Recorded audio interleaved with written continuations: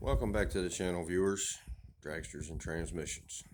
Today, as you can tell, if you've been watching the earlier videos on my channel of the same exact 76 Corvette, you'll see it had a lot of wiring issues where a bunch of the wiring had been hacked and all that stuff. Well, today it's come back for a new headlight switch. I finally got that in. You know how shipping is these days. And the owner complained that the windows were no longer, it has power windows, so the windows were no longer going up or down. The passenger window stuck up and the driver's side window is stuck down. It will not go up. So the purpose of this video today is not about the Corvette. But one thing I did do is I replaced the factory relay underneath the console. I got to take all this stuff back out to test the window switches, which I replaced the driver's side, the relay, checked all the wiring, replaced the door regulator, and but I have an idea that it blew a fuse. There's probably some more wiring hackery going on underneath there, but anyway, so the car just came back yesterday. However, the purpose of this video is to explain how to properly wire and install a relay, which is what I have here.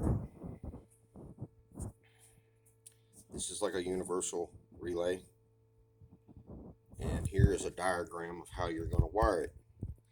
So hopefully you can see this. Here's your vehicle's battery, negative post, positive post, and here is a diagram of the relay. Now if you turn your relay over, the reason I drew it out on paper was so you could see the numbers, because I knew you wouldn't be able to see them on the phone here or camera. But right beside each one of these little spade terminals is a number. All right, I drew it out here on the paper. Okay, so let's start with our power supply. I generally like to go straight off the battery if it's in the area. You run the number 30, which represents what amp the relay is, which is a 30 amp relay. You have to have a constant 12 volt source going to that 30 amp at all time, the relay at all times. So what you do is you put in a wire from the battery with an inline fuse to protect it. And the reason you put the inline fuse in there is because on most vehicles today, the charging system power wire goes directly from the alternator back to the battery. And most of the times, charging systems are right around 14 and a quarter or 14.3 volts. So that's the reason for the fuse, to protect the relay. Then you go to terminal 85, all right, which is the terminal on the right. That is your keyed ignition circuit. So in other words, you need to activate the relay.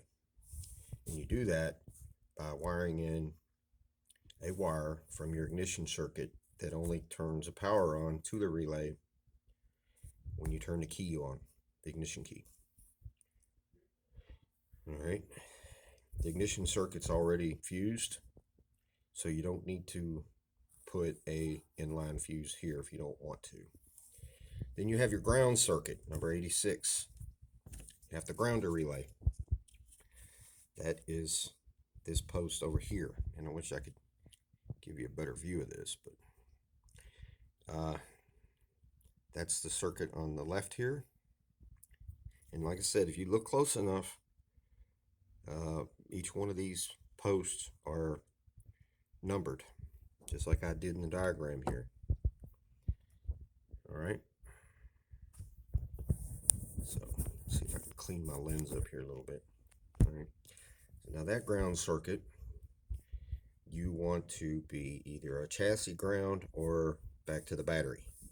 You can do either, but just make sure that it's got a good ground.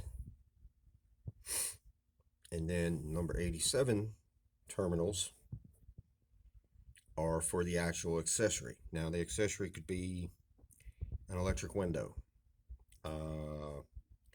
It could be an electric water pump, electric fan, electric fuel pump, whatever the case may be. That is your accessory. So you run from terminal 87 to that accessory. Okay, so that's really how you do it. And this is what I'm going to be doing, I have a feeling, on this Corvette that I showed you at the beginning of this video. So with that being said, hopefully this information will help you out. I had gotten a question a while back on how to wire a relay on one of my earlier videos from a couple of weeks ago, and I decided I'll go ahead and do a relay diagram video. So hopefully this helps you guys out. If you enjoyed the content, give the video a thumbs up. If you have any questions, put them in the comments below. I do read my comments. I try to get back to you within an hour or so. For those of you that do not have a YouTube channel, when I answer your question, you probably never get the answer because you don't have a YouTube channel, so you have no notifications that I answered your question unless you happen to come back to this video and see that I answered your question. So that being said, consider subscribing to the channel. Click that little notification bell beside the word subscribe, and when it opens up, click all, so you'll get notified of upcoming videos in the future. And you can also go back into my playlists, look at my other videos. There's a variety of different videos on there, from different repairs to transmissions and stuff like that. So there you go. All right, subscribe, like, share, comment below. Thanks for watching, guys. Until the next time, see ya.